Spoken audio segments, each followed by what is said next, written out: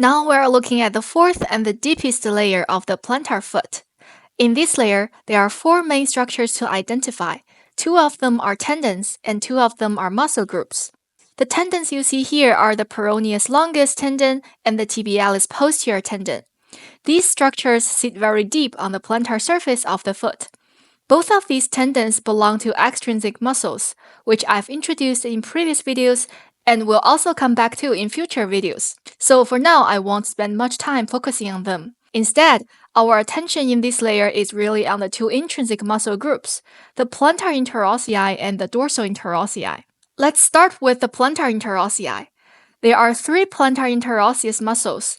They originate from the medial borders of metatarsals 3 through 5 and insert onto the medial bases of the proximal phalanges of toe 3 through 5. Functionally, these muscles act at the metatarsal phalangeal joints to adduct the toes.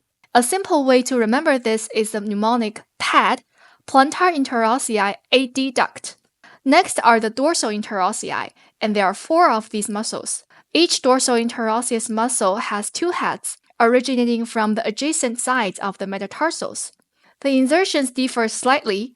The first dorsal interosseous inserts onto the medial base of the proximal phalanx of the second toe, while the remaining dorsal interossei insert onto the lateral bases of the proximal phalanges of toe 2 through 4. The primary action of the dorsal interossei is abduction of the toes at the metatarsal phalangeal joints, which is why the mnemonic DAB works so well, dorsal interossei abduct.